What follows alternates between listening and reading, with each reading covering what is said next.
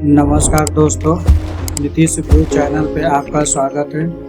आज के वीडियो में हम जानेंगे कि कैसे अपना पीएफ का पासवर्ड खुद से डाउनलोड कर सकते हैं और साथ ही यह भी जानेंगे कि हम अपना सर्विस हिस्ट्री पीएफ के साइट से कैसे चेक कर सकते हैं और यह भी जानेंगे कि एनसीपी डेज पीएफ में क्या होता है। आइए इसके बारे में हम डिटेल से चर्चा करते हैं। कर रहा हूँ ईपीएफ पासवर्ड को टाइप करने के बाद जो सबसे फर्स्ट में जो आएगा उस पर हमको क्लिक करना होगा। जैसे कि यहाँ पे मैं क्लिक कर दिया तो क्लिक करने के बाद यहाँ पे ईपीएफ का साइट खुल गया है। अब यहाँ पे मुझे डालना होगा यूएएन नंबर। जो आपका यूएएन नंबर होगा आप अपना यूएएन नंबर डाल देंगे, पासवर्ड डाल देंगे। उसके बाद यहाँ पे कैप्चा कोड डालना होगा, जैसे कि मैं यहाँ पे डाल रहा हूँ।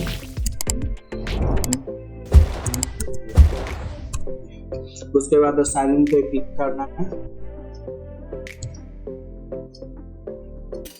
क्लिक करने के बाद आपका कुछ इस तरीके से इंटरफेस खुलेगा, होम पेज खुलेगा। होम पेज पे खुलने तो आप देख सकते हैं कि आपका ईपीएफ पासवर्ड में कितना टोटल बैलेंस कर रहा है। जो भी आपका कंट्रीब्यूशन होगा आपके जो सैलरी से कटा होगा या फिर एम्प्लॉयर अपना तरफ से जो जमा किया होगा वो सारा चीज़ यहाँ पे आपको दिखेगा। आप यहाँ पे नीचे स्क्रॉल करेंगे तो आपका करेंट ऑर्गेनाइजेशन आप जिसमें आप काम कर रहे हैं वहाँ उसका नाम दिखेगा, उसका एस्टेब्लिशमेंट आईडी दिख रहा है, पीएफ मेंबर आईडी दिख रहा है। उसके बाद आपका डेट ऑफ ज्वाइनिंग क्या है, आपका करंट ऑर्गेनाइजेशन में आप कितने साल से आप काम कर रहे हैं, टोटल एक्सपीरियंस कितना है, वो आप सारा चीज़ यहाँ पे देख सकते हैं। अब चलिए आप जानते हैं कि हम पासबुक कैसे चेक कर सकते हैं। तो अपना पीएफ पासबुक चेक करने के लिए आपको जो यहाँ पे जो पासबुक दिख रहा होगा, पासबुक पे क्लिक करना होगा।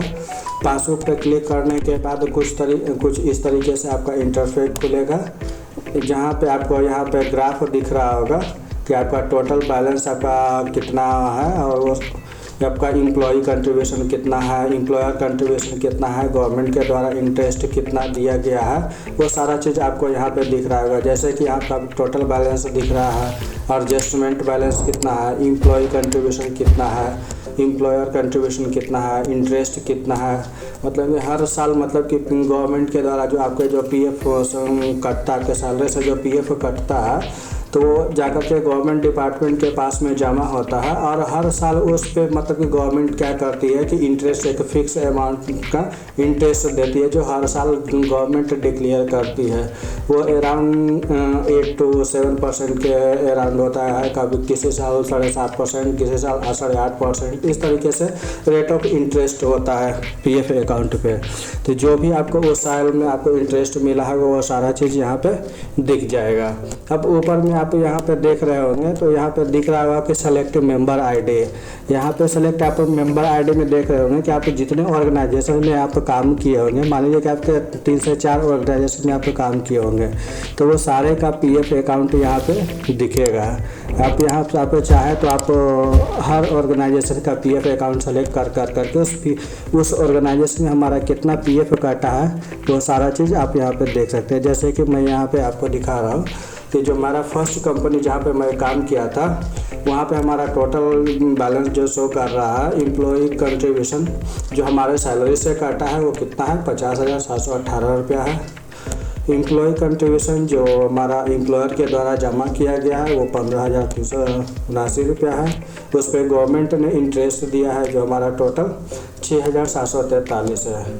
उसी प्रकार मैं अपने दूसरे कंपनी का अगर चेक करता हूँ तो यहाँ पे वो दिख जाएगा।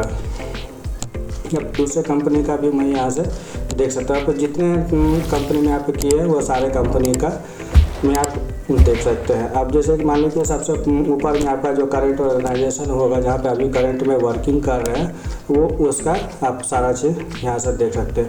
अब चाहते हैं कि आप अपना पीएफ अकाउंट का स्टेटमेंट अगर आप डाउनलोड करना चाहते हैं तो आप यहाँ पे जाएंगे और यहाँ पे आप डाउनलोड का ऑप्शन पे आप क्लिक करेंगे।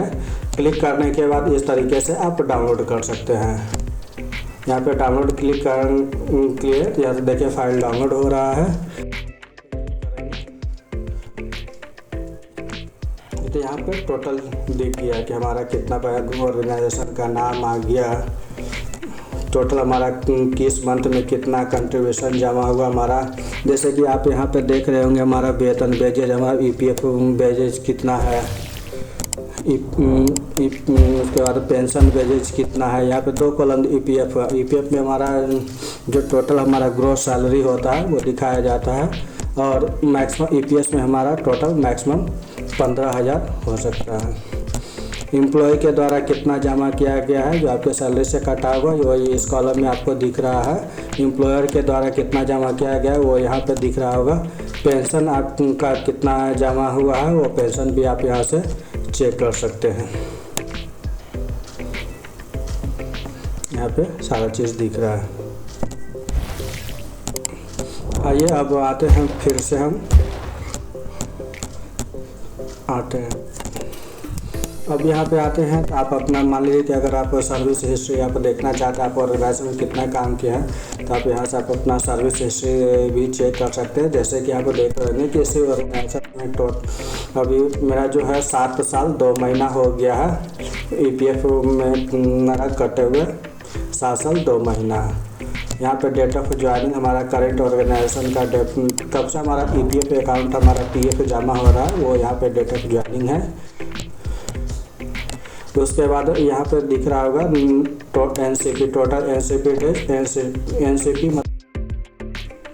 एनसीपी मीन्स होता है नॉन कंट्रीब्यूशन पीरियड, यानी वैसा पीरियड जिस कंपनी में आप करते हैं उस मंथ में आप मतलब कि LWP पे रहे हैं और उस पीरियड में आप उस डेट में आपको कंपनी के द्वारा कोई भी भुगतान नहीं किया गया है, कोई भी आपको उस डेट का पैसा नहीं दिया गया है।